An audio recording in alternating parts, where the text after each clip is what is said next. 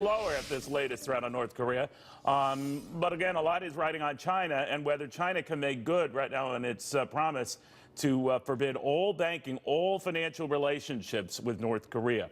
The Victims of Communism Executive Director Marion Smith, Heritage Foundation Asian Studies Center Research Associate Riley Walters. I should apologize for that. Riley, your take on this and whether the Chinese can rein them in, because I do find it interesting that this response on the part of Kim Jong-un for this test, sometime in the near future, comes despite, maybe because of the Chinese, tightening the financial spigot. What do you make of that? Yeah, so China has a reputation of sort of doing the minimal necessary requirements, especially regarding sanctions. Regarding these statements that have been coming about the People's Bank of China telling its banks not to do business with Korea is, I think, a step in the right direction. It'll come down to, of course, monitoring whether these banks actually take that effect. How can we monitor that, by the way? Because it seems kind of tricky. I mean, how do you monitor that?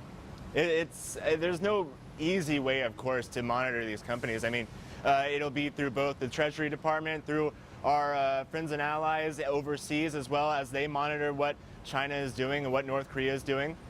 But I think one way to sort of, keep China in line is also, through the executive order that was signed yesterday imposing additional sanctions on entities that do business with North Korea. Marion, I just think that everything changed with this, promise, threat, whatever you want to call it, on the part of the North Koreans to test a hydrogen weapon over the Pacific Ocean. It would be the first such atmospheric test that we've had since, October 1980, going back to China at the time. And those are scary. I remember that one pretty well to show you how old I am. And that scared the entire world because there was a fear that anything could go wrong, the planes could go down. We were even worried about, low orbiting satellites and the rest. And there's a reason why this isn't commonly done. And China learned that after that. But certainly. Will North Korea? What do you think? I don't know. I mean, it's certainly highly provocative, especially, just considering the idea of an active hydrogen bomb flying over the northern territory of Japan itself is completely escalatory. The sanctions that have been sort of put in place in the short term and the long term, we're always part of a long game process, and arguably the U.S. and other, the UN and our allies have rarely done enough in the future.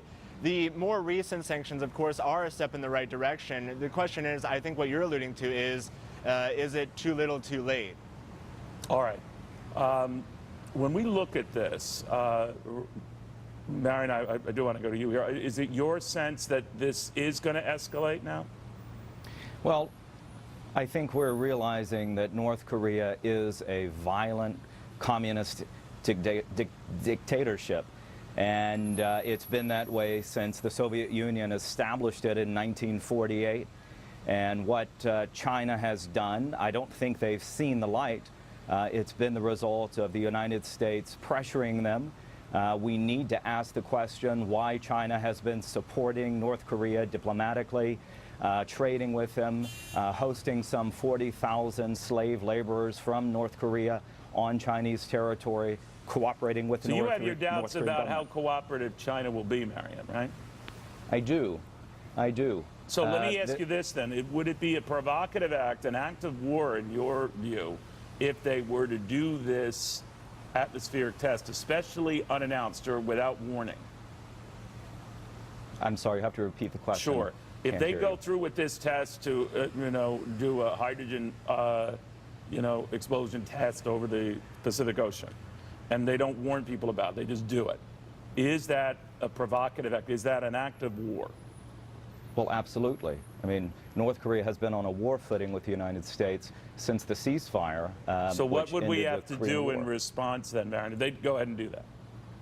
Well, that's for U.S. policymakers to decide. President Trump will have to make that very difficult decision. It's going to be more difficult now to contain North Korea and achieve a free government there than it would have been 10 years ago.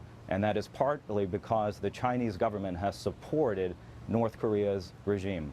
All right, so Riley, the question then becomes how much further pressure China could exert if, and this is just my opinion, it looks like China can, or they've got a rogue Frankenstein on their hands here because of the timing of this threat, even after the Chinese announced that they're going to freeze all funding through their financial institutions. then we've got even bigger worries, right? Right. So China can impose much more action. I mean, it all comes down to how much they're actually willing to invest in monitoring these costs. But, you know, at the same time, they're trying to balance a stable relationship with the United States itself. So we've got a couple of big events coming up. Both the 19th Party Congress where a leadership might change, not the top level, of course, but at the lower levels, for China to sort of measure and weigh these sort of, you know, national security concerns. But you've also got the Trump's visit to Asia and China this November, and sort of, again, measuring the balance of U.S.-China relations in that context. And of course, North Korea will be a major talking point at both of these instances. All right, gentlemen, I want to thank you both. Things are moving fast and furious here. Again, one last peek, if we can, guys, at the defense and related stocks. They are the group that is up and up smartly. In fact, since a lot of this saber rattling, you could pick a time period, but they're up double digits since that time. And we're going back a little bit more than a month when they were doubling up. That was North Korea on the number of tests and missile launches and the like. This latest agitation, whatever rattles the Asian markets, boys, a lot of these U.S. defense stocks, many of them up on a lot of combos and deals and the like, but not good for Asia because it's happening in their neck of the woods, and they're getting rightly nervous. A little more to this. Trump stumps for strange as he makes his speech in Alabama catch every minute on a special edition of the Intelligence Report.